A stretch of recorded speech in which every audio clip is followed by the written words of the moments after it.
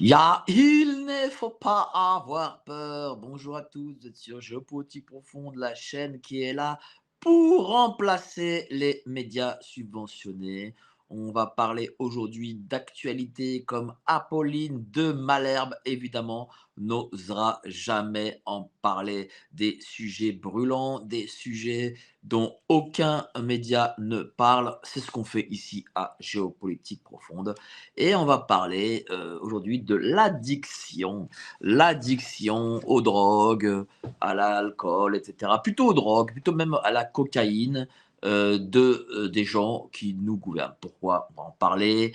On apprend hier ou avant-hier, plutôt hier je crois, que le majordome de Matignon a été arrêté avec 50 grammes de cocaïne. Alors déjà, première chose, majordome. Donc du coup, nous apprenons que le Premier ministre a un majordome à son service. Et après, on se demande où va l'argent des Français. Voilà. Donc le Premier ministre a un majordome. Et et ce gentil majordome était arrêté avec, il achetait voilà 50 grammes de cocaïne. Alors 50 grammes, c'est beaucoup, hein. Il faut se dire les choses, c'est énorme. Moi, j'ai quand même du mal à croire que les 50 grammes l'ont été pour sa seule consommation personnelle, hein. Voilà, moi je ne suis pas cocaïnomane, drogué, ce que vous voulez. Beaucoup de gens m'écrivent: «Oui, tu as beaucoup d'énergie, est-ce que tu prends de la coke?» Non, j'ai une vie saine, tout simplement, les gars, hein. Donc, quand on a de l'énergie, c'est pas parce qu'on est drogué, hein, sachez-le, hein.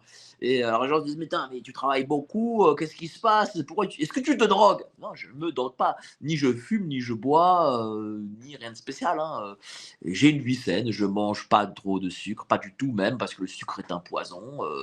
Et j'essaye de me coucher à des heures raisonnables, de dormir, voilà. Bon, bref, un truc normal, hein. Mais bon, la normalité aujourd'hui, qu'est-ce que c'est? On ne sait pas encore. Et bref, donc, on a le majordome, et voilà, je le répète, comment se fait-il qu'un Premier ministre ait droit dorénavant à des majordomes? Qu'est-ce que c'est? C'est-à-dire que voilà, en plus d'avoir ses conseillers, d'avoir les huissiers, etc., il a droit à un majordome. Ça démontre que l'État vit à des moyens exponentielle. Regardez, on nous demande à nous de faire des sacrifices, de payer plus d'impôts, mais on ne va pas demander à Monsieur Barnier de faire de ce majordome, enfin je sais pas moi, pas de licencier, mais s'il est fonctionnaire, de l'envoyer à des tâches, on va dire, d'avoir une autre fonction dans son travail. Je sais pas moi, de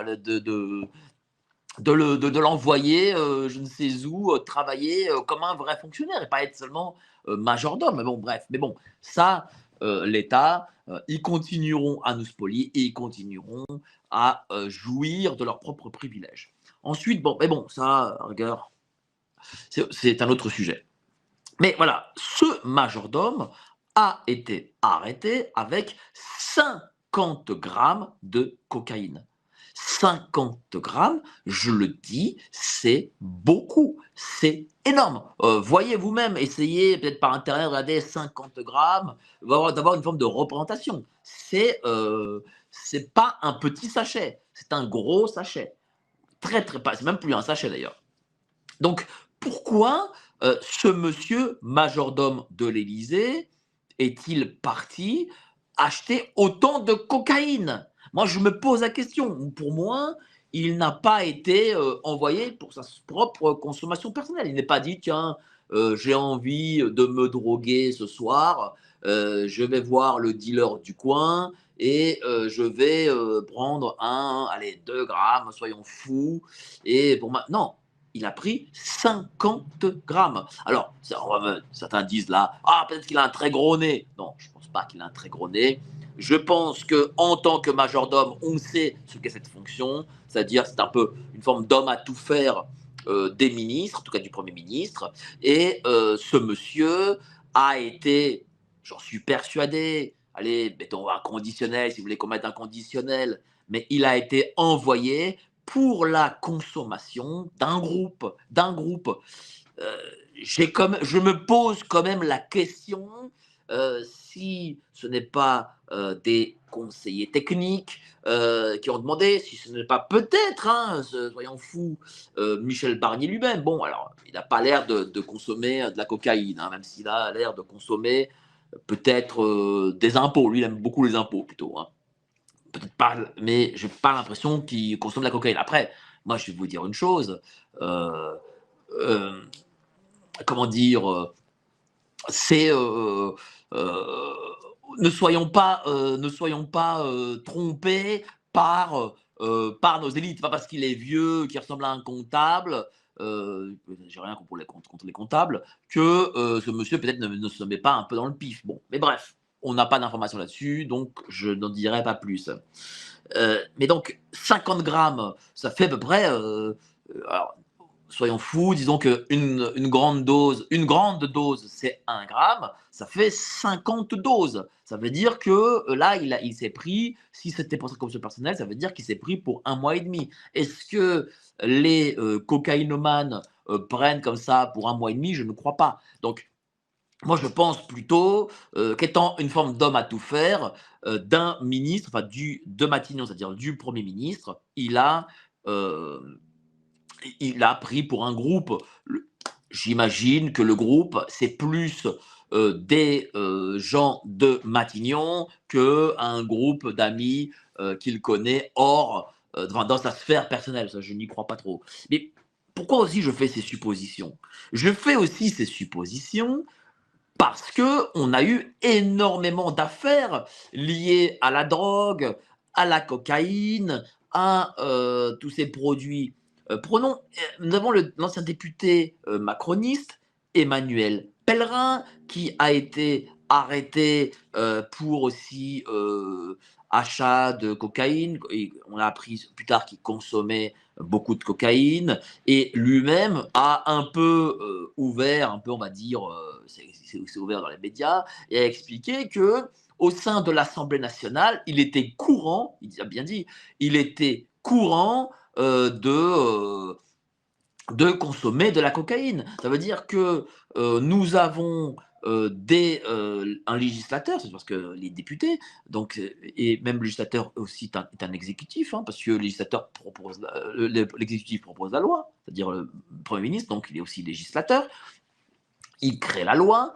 Eh bien, parmi les gens qui nous gouvernent, nombre d'entre eux s'adonnent à la drogue et à la cocaïne. C'est la Macronie, il faut se dire aussi les choses, c'est sexe, drogue, alcool, peut-être pas rock'n'roll, mais aussi un peu pédocriminalité, c'est viol aussi. Pourquoi viol? Rappelez-vous cette affaire du macroniste, du sénateur Guerriot, le sénateur Guerriot, macroniste devant l'éternel, qui droguait à l'ecstasy sa collègue députée. Alors je n'ai plus le nom, je suis désolé, on ne la connaît pas tellement, et parce qu'il voulait la violer, tout simplement. Donc, il a drogué avec de l'ecstasy sa collègue députée. Il a mis dans l'eau, dans non, pas de l'eau, du champagne qu'il avait offert à cette dame, de l'ecstasy, peut-être du GHB et d'autres drogues, pour la violer. Heureusement pour elle, je ne sais pas, elle a lucidé d'esprit malgré qu'elle ait bu ce champagne. Elle se sentit mal, peut-être que son corps a réagi d'une façon que elle a vomi, je crois, donc du coup peut-être qu'elle a eu une forme de lucidité, elle s'est enfuie du sénateur, de chez le sénateur Guerriot, et donc voilà, elle n'a pas été violée, mais ce sénateur Guerriot, qui aujourd'hui est toujours sénateur, hein, voilà, cet homme-là qui a drogué sa collègue députée, je crois qu'il était du Rhône, ouais, du département du Rhône, est toujours sénateur. Et personne n'en parle. Enfin, on en a parlé il y a un an, mais personne ne s'insurge du fait que quelqu'un qui a voulu violer avec des produits psychotropes, et lui-même, quand il a été arrêté, avait dans son sang de la coke, des extasies et nombre d'autres drogues en lui, eh bien, ce monsieur est toujours sénateur. Ce monsieur continue à co-signer des lois, à proposer des lois. Il va voter pour le budget. Voilà. Donc, ce sont ces gens qui nous gouvernent.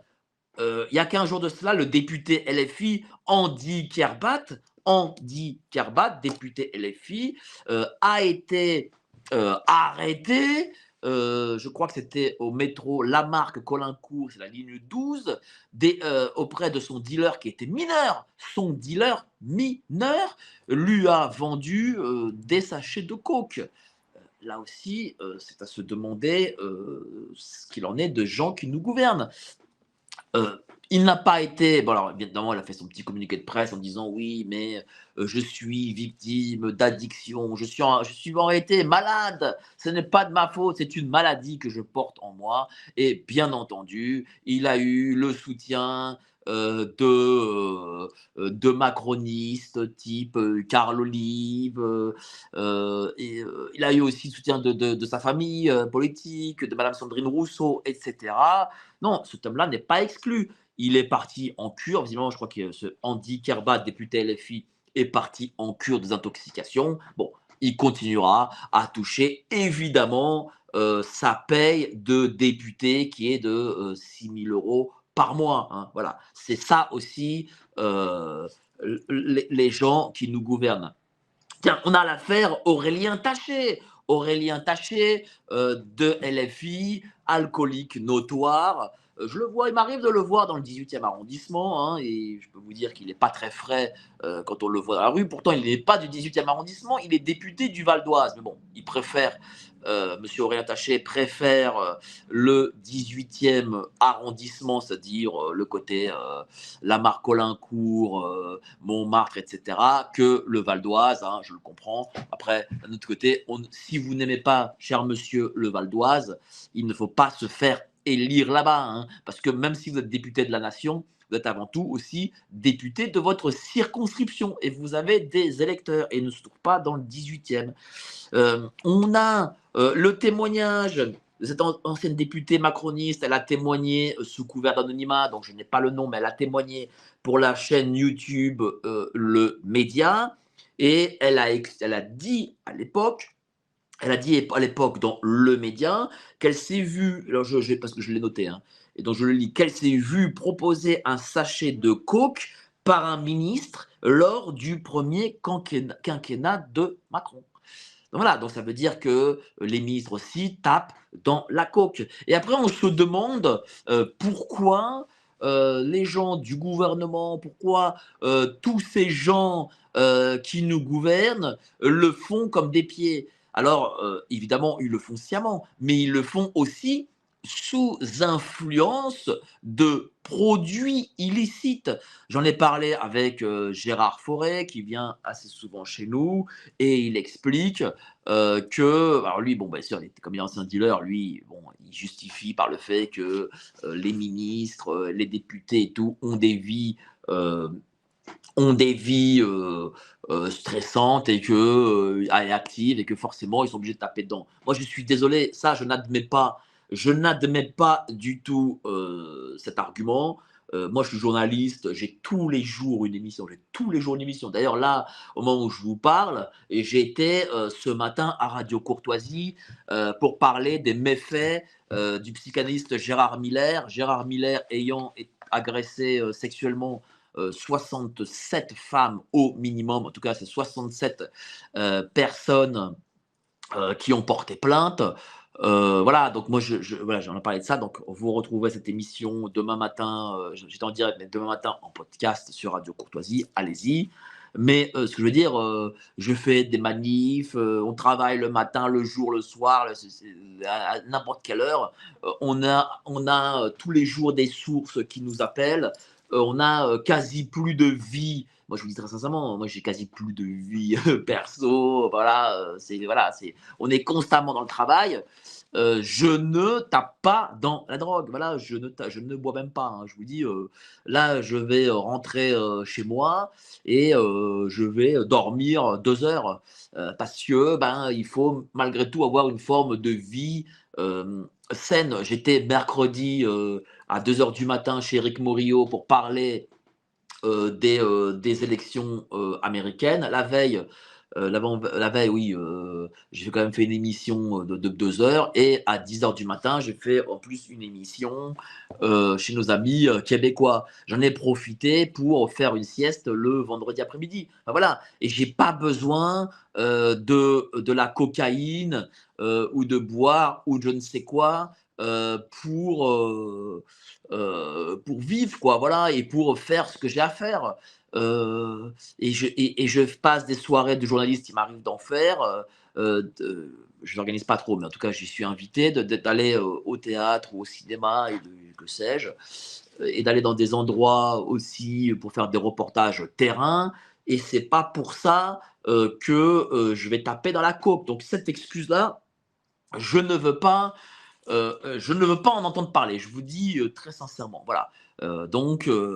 Et on a des responsabilités parce que derrière des sources ou des gens qui nous parlent de leurs problèmes, qui nous demandent, qui nous donnent des informations et tout, c'est aussi des vies derrière. Hein. Donc on a des responsabilités de vie derrière. Voilà, sachez-le. Hein. Voilà, on a des responsabilités. On a des responsabilités d'émissions parce qu'on investit dans nos émissions et nous ne faisons pas, nous ne demandons pas des dons pour nos émissions, c'est-à-dire c'est un investissement de nos poches. Voilà, donc ne croyez pas, on est dans le stress permanent, moi-même je suis dans le stress permanent, ça me rend peut-être parfois nerveux, peut-être parfois désagréable avec les miens, mais je ne tape pas dans la cocaïne. Voilà,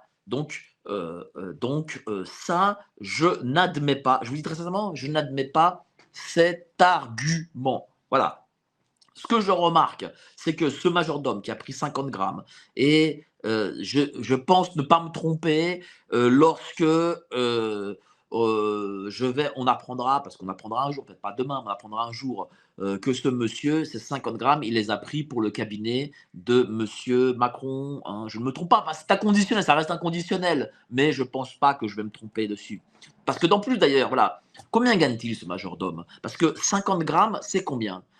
Je crois, sans me tromper, qu'on est sur du 100 € le gramme. Voilà, à peu près du 100 € le gramme, on va dire. Allez, entre 60, 70 et 100 € le gramme. Bon, ou peut-être parfois plus même. C'est-à-dire que 50 €, ce monsieur en a eu pour, je ne sais pas, je fais le calcul, entre 3 500 et plus de 5 000 € l'achat. C'est quand même pas rien. Un achat qu'il a dû faire en espèces. C'est pas un achat qu'il a fait avec une carte bleue, un chèque ou que sais-je.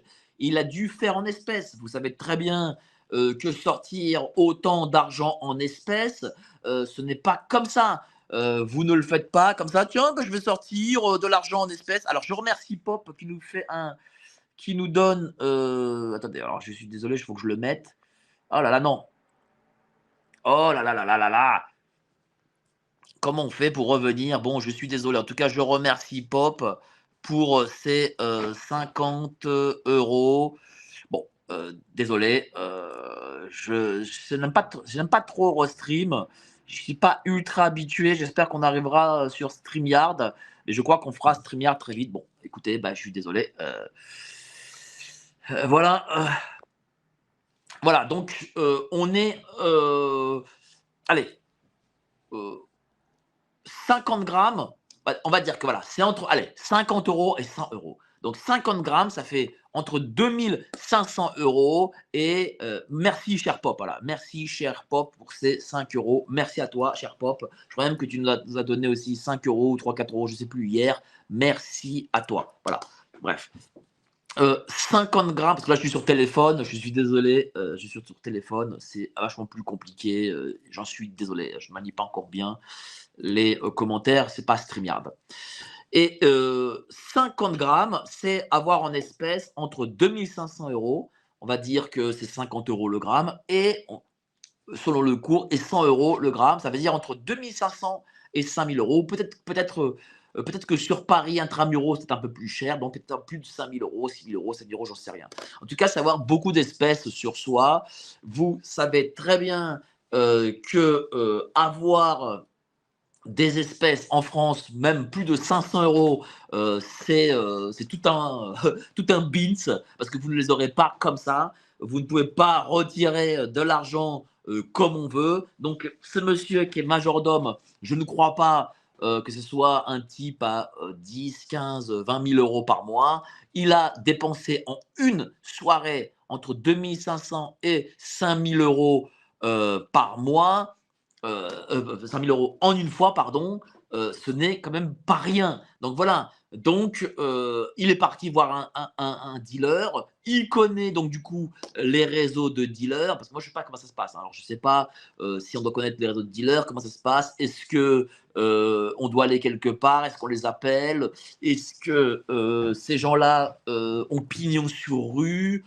Je vous dis très sincèrement, je ne sais pas. Moi j'ai enquêté sur la colline du Crac, donc je suis à la colline du Crac avec notre ami Tarak, et on est allé qu'à deux pour le coup, on est allé que tous les deux. On a filmé, j'ai filmé, j'ai pu faire des interviews et tout. Mais colline du Crac, c'est la drogue pour prolétaires, si je puis dire. C'est-à-dire que vous avez des pilules pour 1 ou 2 euros. Et pilules, pour le coup, je ne le conseille pas, c'est un vrai drame. Et d'ailleurs, lorsque on a été colline du Crac est quand même un endroit donné par l'État aux dealers, faut savoir. Eh bien, on a, voilà, on a vu des gens sous crack. Et je peux vous dire, c'est pas la joie et c'est vraiment un drame humain. Des filles nous accostaient pour des faveurs sexuelles à 1 ou 2 euros. À 1 ou 2 euros. Voilà, sachez-le. Donc, voilà. Donc, je ne pense pas que ce majordome soit allé à la colline du crack. Il doit avoir des réseaux, il doit connaître des endroits. Il doit, parce que j'imagine que ça n'a pas pignon sur rue, c'est-à-dire que je ne vais pas sortir là, maintenant en bas, et je vais dire, ah bah tiens, monsieur, je voudrais tant. Non, j'imagine que derrière ça, il y a du réseau, il y a une façon de faire, il y a, voilà, c'est pas au vu au su. Voilà, bon, donc déjà, donc je trouve quand même bizarre quelqu'un qui représente l'État, parce qu'il est à Matignon, hein. C'est pas, il n'est pas à la sécurité sociale, à la poste, ou je sais pas moi, ou je ne sais où, de la fonction publique, hein, voilà. Il représente le Premier ministre Michel Barnier. C'est-à-dire qu'on parle de majordome, c'est-à-dire que c'est un type classé au sein de l'appareil État. Il a affaire à M. Barnier tous les jours. Il le voit tous les jours parce que il est, alors je ne vais pas dire son valet, mais en tout cas, il est aux ordres. Voilà.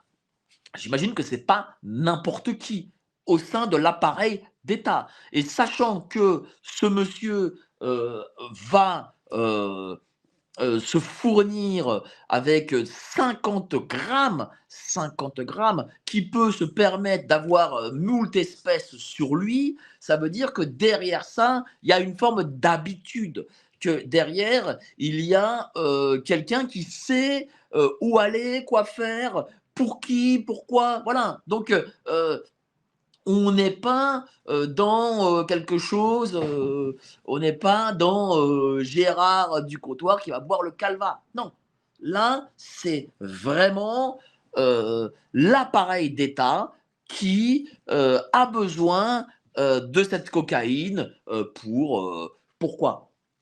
La cocaïne, c'est avant tout, après les spécialistes, je dis bien, quelque chose de festif. Alors, est-ce que au sein de Matignon, ces gens-là, le week-end, le soir venu, eh bien, on assisterait, pardon, à rail de coke de coke et derrière soirée fête avec femmes, enfants et que sais-je. Voilà. Actuellement, je traite beaucoup des questions de pédocriminalité des élites. Bon, ben, écoutez, j'ai reçu Carl Zero dernièrement.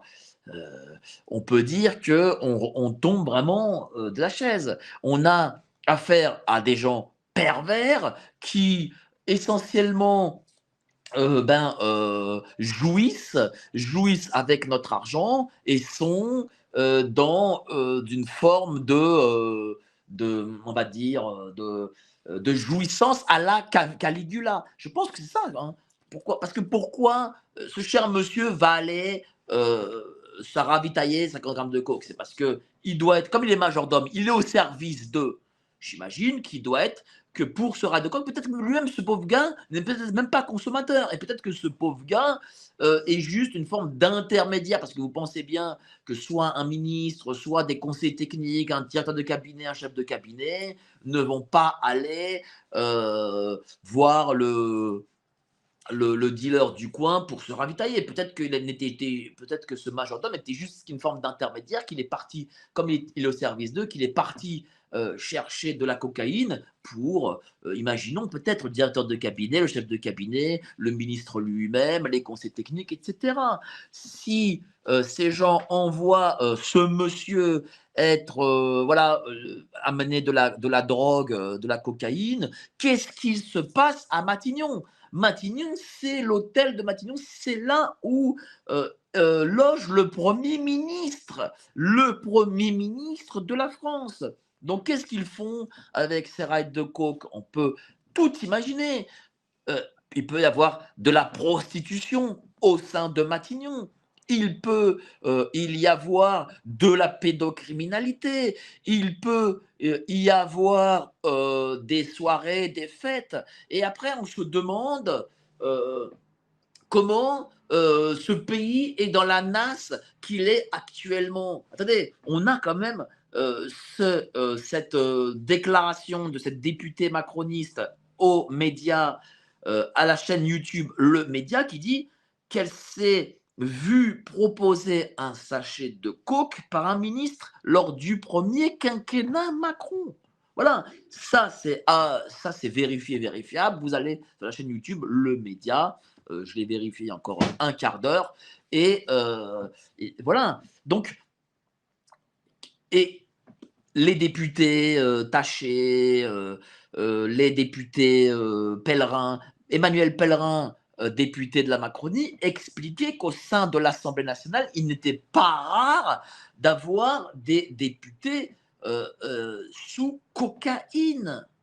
Qu'est-ce qu'ils font? Enfin, moi, j'ai connu l'Assemblée nationale, bon, c'était il y a presque 20 ans. Bon, c'était quand même assez sérieux, assez guindé. Moi, franchement, j'en tombe de ma chaise. J'étais aussi au Sénat, c'était pareil. Alors, certes, je ne dis pas qu'il n'y a pas eu d'excès, et même souvent même des excès de sénateurs, de députés, du champagne, des choses comme ça, mais peut-être dans leur bureau personnel, il y avait des choses. Mais là, j'ai l'impression qu'au vu et au su, on a en Macronie orgie, drogue, sexe, alcool et tout ce que vous voulez. Et vous appelez à la mise en place d'un euro numérique. Absolument, absolument. Nos élites déroulent leurs plans contre nous. Mais nous aussi on a des plans contre eux. Déjà au travers de nos émissions avec une revue de presse économique pour faire le point avec vous, puis dans notre revue mensuelle avec des analyses financières et des solutions de décentralisation, et surtout dans notre stratégie anti-CBDC. Plus de 3 heures de contenu exclusif et gratuit pour apprendre concrètement à préserver votre épargne. Au programme, protection anti-crise, anti-banque, anti-État et bien d'autres solutions. Le temps joue contre nous, mais on peut se défendre.